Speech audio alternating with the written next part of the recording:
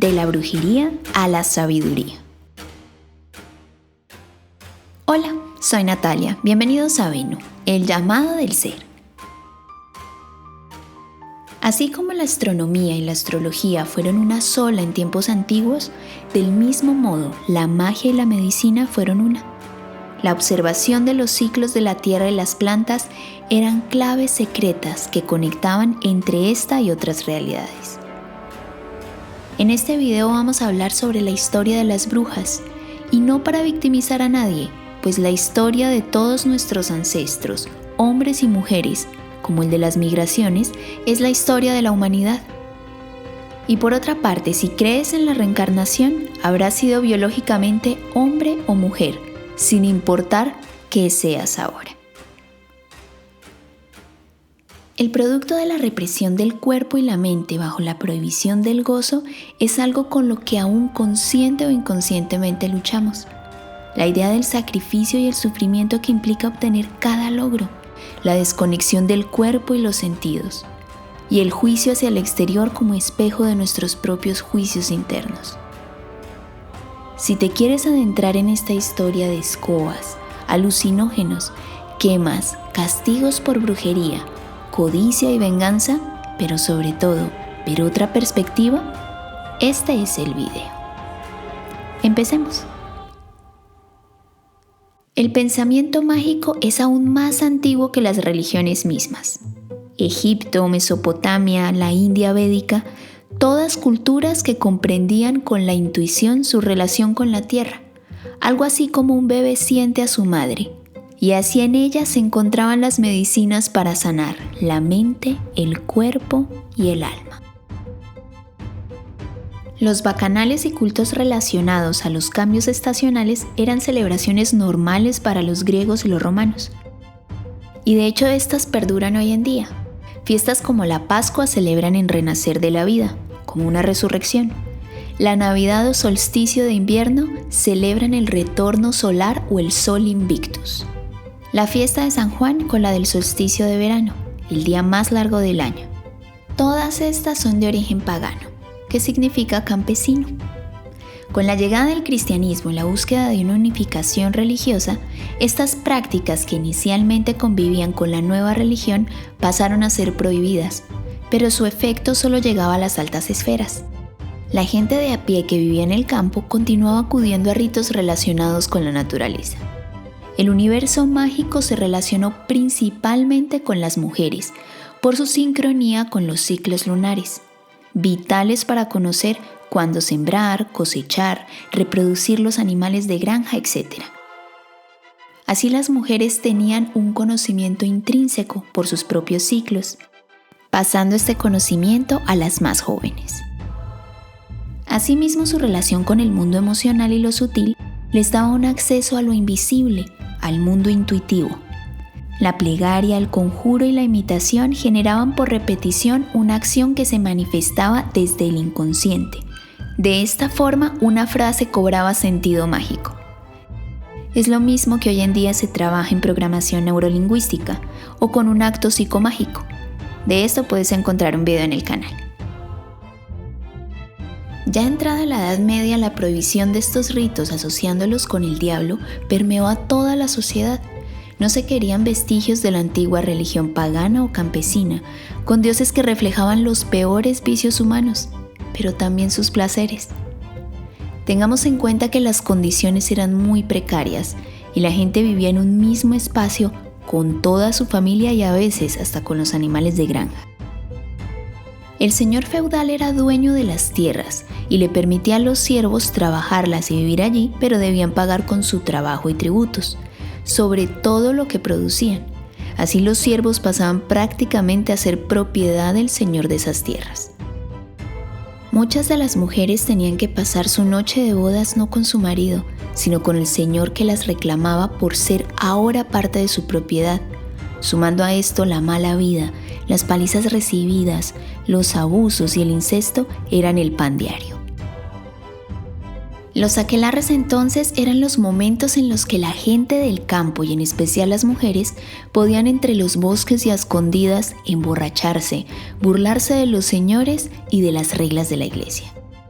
Lo que inicialmente eran rituales a la naturaleza se empezaron a transformar en fiestas motivadas por la ira. Entre más aumentó la represión, mayores fueron los excesos. En semejantes condiciones, las mujeres no querían quedar embarazadas, porque esto significaba tener otra boca que alimentar y, por otra parte, darle más siervos, prácticamente esclavos, al señor feudal. Así preparaban un ungüento tóxico que frotaban en sus genitales.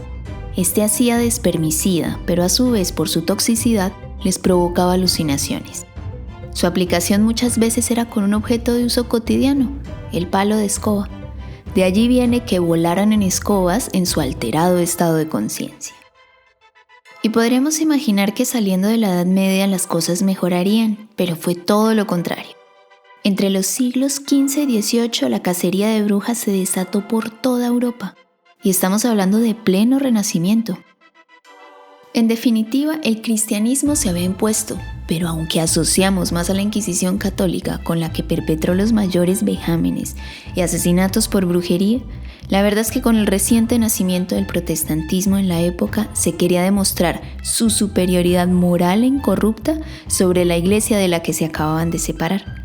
Así que se propusieron purificar y ejemplificar la sociedad con sus prácticas. La mayor cantidad de personas sacrificadas se encontraba entre Alemania y Suiza, aunque España, Portugal, Francia, Escocia e Irlanda también pusieron su cuota, seguía estando lejos de la germana. Sumando la cifra europea de 60.000 personas entre 1450 y 1782, de las cuales 80% fueron mujeres. Para hacernos una idea, 1 de cada 5 personas era un hombre. Pero no crean que era realmente por brujería. Las acusaciones iban inicialmente a un perfil predilecto: personas de alta sociedad con riquezas. Las viudas y mujeres mayores a cargo de fortunas eran un buen botín, o que fueran llamativas y hermosas. Personas librepensantes que no encajaran en el sistema por cuestionar también eran otras. La mayoría de acusaciones provenían de personas cercanas que querían sus bienes materiales, o que no querían continuar con su esposa. Envidias, celos de la belleza o posición social de alguien, así como haber recibido un rechazo amoroso. Era un negocio muy lucrativo, por lo cual se incentivaron estas prácticas. Hasta existió un código de diagnóstico y tortura llamado el Malleus Maleficarum, o en alemán el Hexenhammer, el martillo de las brujas, creado por 2 monjes dominicos y el cual fue el segundo libro más publicado después de la Biblia de Gutenberg. Todo el mundo se cuidaba mucho, en particular las mujeres que temían ser acusadas por una simple mirada, al llegar a ofrecer un alimento o estar en el momento y lugar incorrectos. Cuanto cambio en el clima, epidemia, desastre natural, muerte o cualquier otra cosa fortuita se le atribuía a una misma causa: la brujería. El fin de la era de la paranoia y las injuriosas acusaciones terminó con la era de la razón durante la Ilustración. Sin embargo, la última pena ejecutada por brujería fue en 1782 en Suiza con Anna Gülde. Solo hasta el 2008 se dio su exoneración póstuma. Lamentablemente, y aunque nos parezca increíble, aún hoy existen estos juicios en países en donde se está muy arraigada la creencia en la brujería. Hasta aquí la parte histórica, y quiero que veamos esto con otra mirada. No se trata de victimizar a uno u otro género. Es la especie humana la que se ha hecho daño a sí misma, la que se ha atacado creyendo que atacaba a un otro.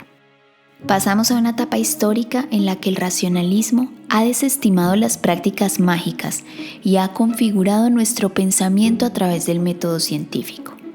Hipótesis, pruebas, y así se llega a conocer la verdad. Pero también con los medios digitales hemos aprendido que para crear verdades solo basta con mover capitales.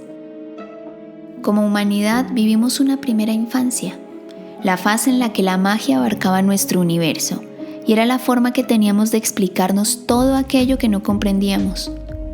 Luego llegamos a la adolescencia con la era de la razón y cuestionamos la fe ciega como lo hace un hijo con sus padres. Llamémoslo culturalmente religión, mandatos, estados, etc. Y algún día habremos de llegar a la madurez, donde comprendamos que nuestra existencia se compone de ambos. La serenidad que proporciona el haber soñado, experimentado, cuestionado, para vernos en la posición de los padres cuando nos contaron historias fantásticas, mitos que escondían verdades profundas que hasta entonces no podíamos comprender. Desde la sabiduría honramos, entendiendo que nuestros ancestros hicieron lo que podían con las herramientas que tenían. Así ya no usamos la razón para juzgar, sino para guardar silencio ante la necedad del que aún está aprendiendo, pero abrir la boca cuando se requiere de una palabra enérgica y edificante. Se nos olvidó lo bueno que tenía esa primera etapa, el dejarnos sorprender y disfrutar con los sentidos, el escuchar a la naturaleza en nosotros mismos, el cuerpo, el alma, la mente. Se nos olvidó ser esencia, espontáneos como niños, y empezamos a vivir de juicios. Convertimos a la ciencia en otra religión, señalando la espiritualidad, las emociones, lo sutil, como algo poco fiable. Y después nos sorprendemos porque no conectamos con nuestra esencia. Cada etapa lleva un aprendizaje, y si no integramos lo que por historia hemos vivido, sino que luchamos contra la etapa anterior, seguimos siendo niños negándonos a madurar, como sociedad y como especie.